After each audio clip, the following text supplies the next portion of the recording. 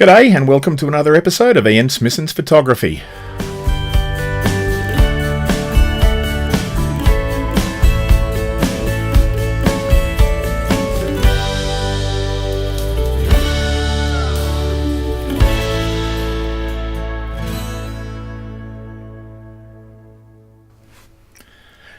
Last time we looked at the panorama on Thompson Creek down at Point Impossible, and I'll put the link up here.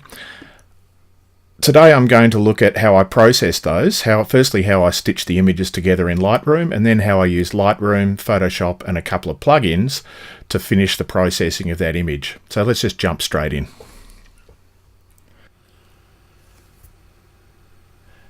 Okay, so here are the images that I took while I was sitting on the bank doing the explanation for how to shoot a panorama.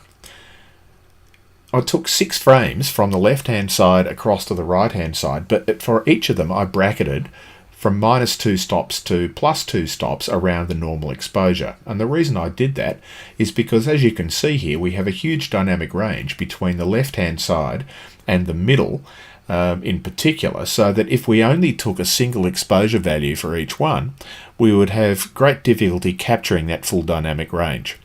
And so I'm using HDR to capture all of that dynamic range and then merge each of those frames together into a panorama. Now, I'm not going to go through the explanation for HDR in this video. I'll do that in a subsequent video when I get to that challenge. But what I've already done is created those, and so here are our 6 HDR images. And now I'm ready to merge those together into a panorama. But first, if we take this one, the first thing that I do if I go to the Develop module and select Lens Corrections is I always turn on Remove Chromatic Aberration and Enable Profile Corrections. Now, if I toggle that profile correction on and off, you'll see here that it alters the vignetting and a slight distortion of the lens. It fixes those. This gives me the best image possible before I start to do the stitch.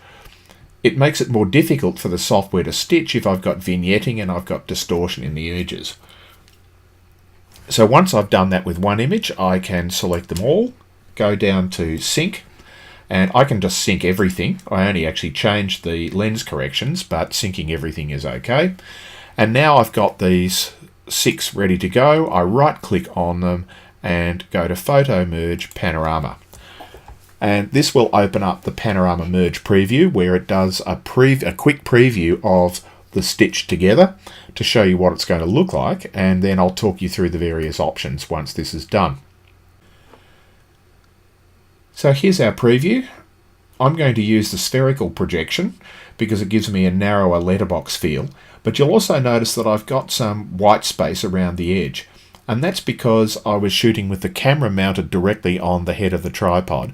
I wasn't using a panorama head that enables me to move the camera back slightly to have the pivot point exactly on the point where you have no parallax error in the lens. But it's pretty close. So there are 2 options here. One is I can auto crop, and auto crop will just crop inside those white spaces. The alternative we have is to use boundary warp, because auto crop is losing, you notice it's actually cropping some of the pixels out all the way around to get rid of the white space. But boundary warp fills up the white space. It actually warps the image to fill up that white space. And I prefer not to lose pixels if I can.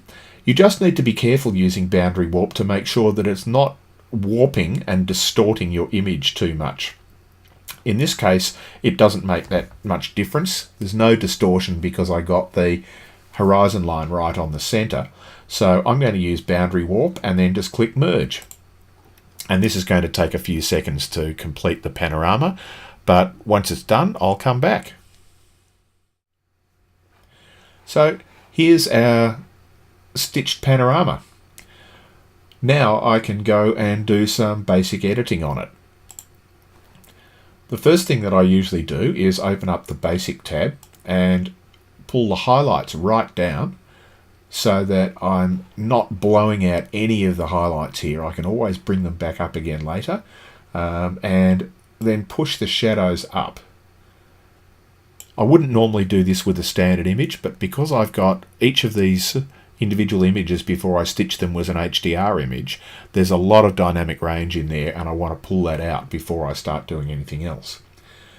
I then set my white point by choosing the white slider here and holding down the Alt key or Option key, and I move it until I just start to get some color in there, and then slide it back until that just disappears. So now, if you notice on the histogram here, I'm just up to the edge, but I'm not over the edge. And you'll also notice here that on the blacks, I'm already in the black. And you can see these little blue spots down in that corner are already black.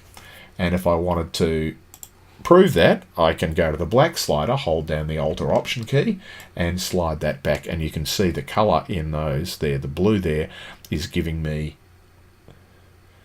where there is already pure black. I'm going to add a little bit of clarity and a little bit of vibrance.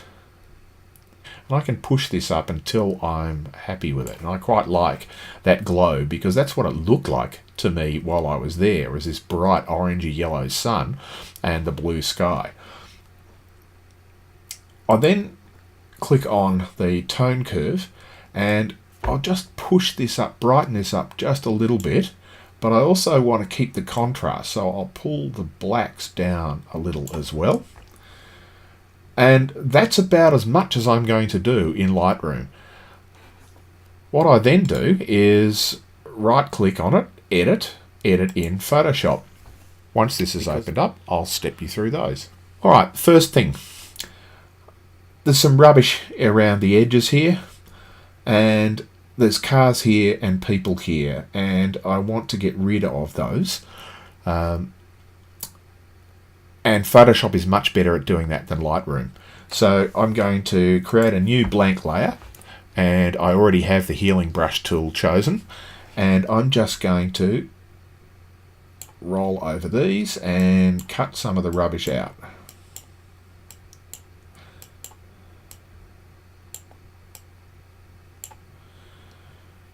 And then carefully go through these, and it's better usually to do it a little bit at a time rather than doing one great lump.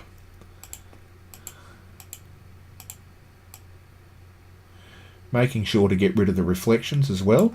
The last thing you want to do is to get rid of a person or a car on the bank but leave their reflection.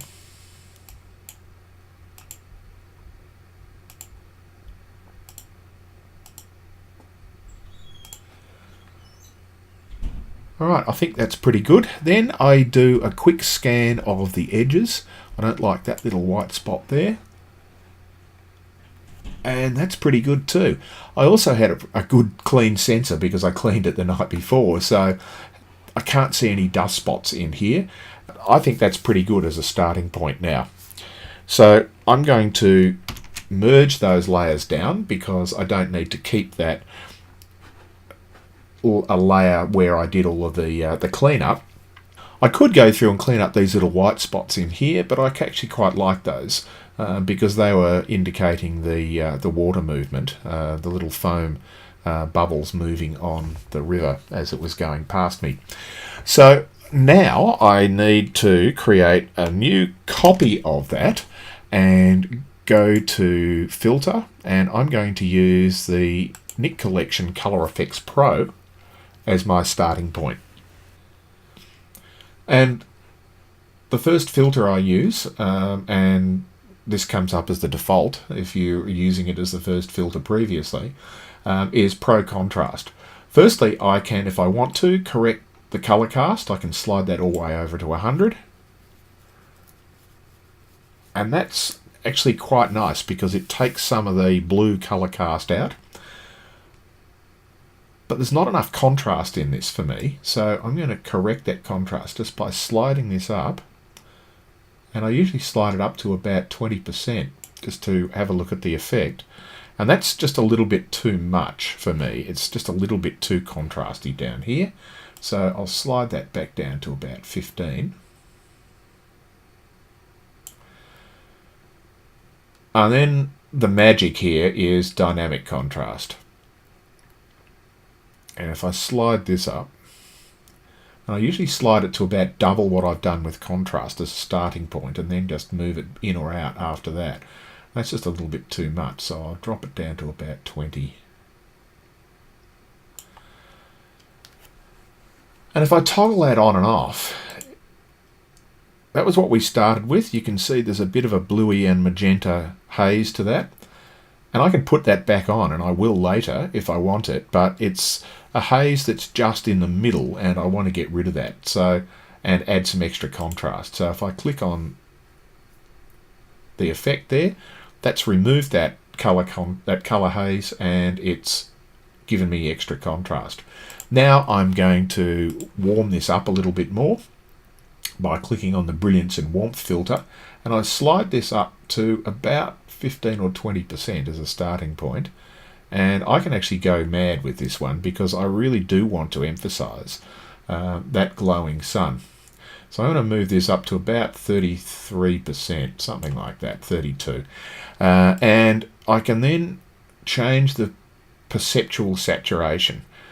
And this is such a cool tool. I'm not exactly sure what the algorithm is for how it works, but if we turn that on and off, you can see the difference there, and then on, it just makes the whole thing glow.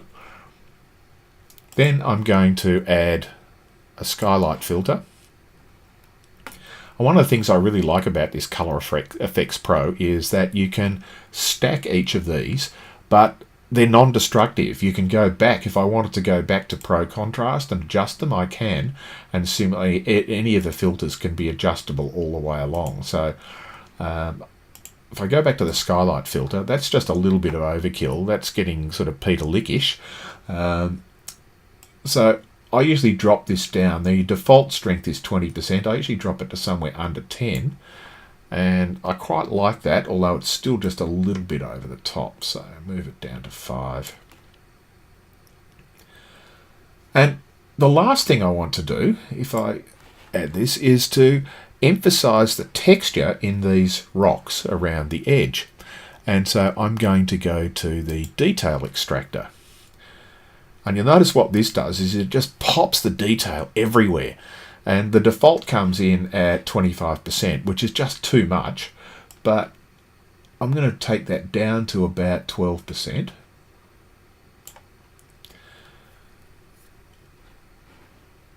And let that re-render. And that's a little bit better, but it's still just added too much texture to the water and everything else. So what I can do is I can add these control points. If I click on the control point, the plus control point, and click on the location of where I want that to be, you'll notice now that it's only having an effect on a circle around here. And I can adjust the size of that circle. And then what I can do is I can open up this control point and I can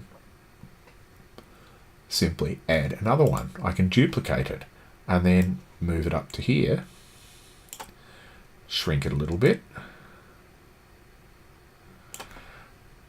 click on, create another one, move it down to here, and I can just keep doing this and add that effect of the detail extraction to the places that I want it in, rather than putting it across the whole image. The alternative to doing that is, instead of stacking all of these filters in the first time I go through here, I can do the ones that I wanted to start with, like the Pro Contrast and the Brilliance and Warmth and so on, and then hit OK, and then come back in and do it again, and just use the detail extractor and then use layer masks in Photoshop. But I'm pretty happy with that. Okay, so here we are back in Photoshop, and if I toggle that layer off and back on, you'll see the effect that it's had. If you don't like that much of an effect, once you can get a bit carried away when you start messing around with all of those filters and you can overdo it, you can come back in here and select that layer and just drag the opacity back a little bit. And so I'll drag it back to about 80%, and I think that's a little better. Now, it's always good practice to label your layers so that you remember which one's which, and so I've just put Color Efex Pro CFP there so I can remember what layer that is. Alright, the next step is to create another merged layer. So I hold down the Shift Command Alt E or Shift Control Option E keys, and that gives me a new merged layer with all of the layers underneath merged into one. And I would normally go through and try and tidy up the noise, but I don't think there is any in this.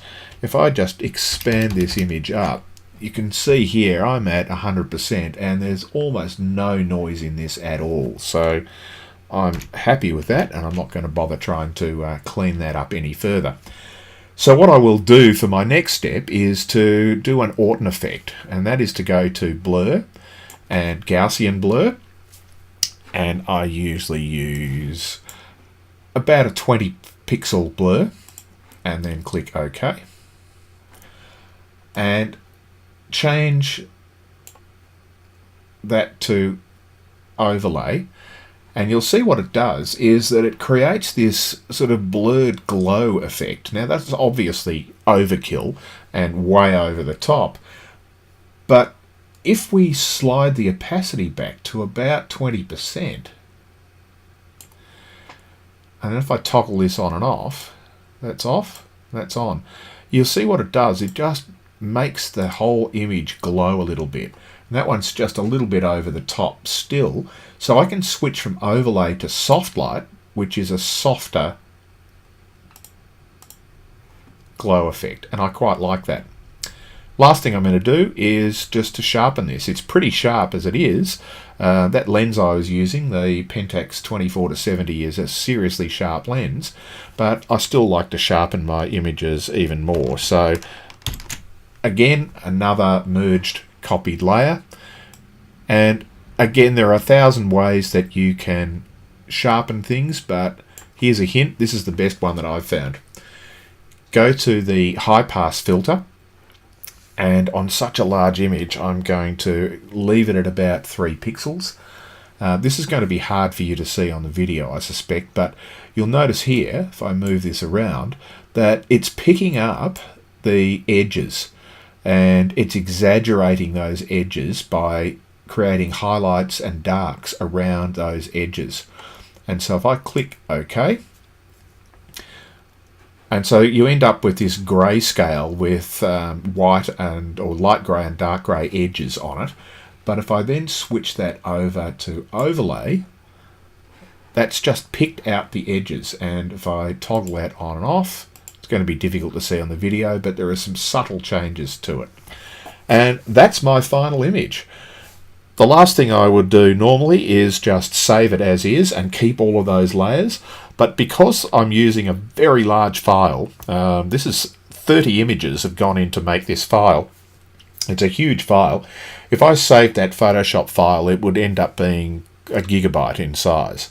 And so I'm going to compress all those layers together, and then I simply quit out. And as soon as I quit, it'll ask me, do I want to save? I click save, and that will quickly save it back into Lightroom.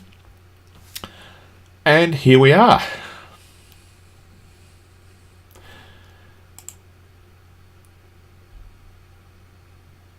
So that's the original image that we created in Lightroom, and if I turn off all the effects we made in Lightroom, that's what we started with, and that's where we've ended up.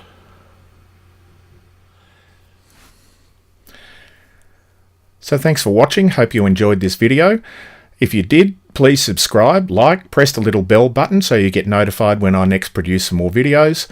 And remember, pixels are free, so get out there and shoot more. Bye.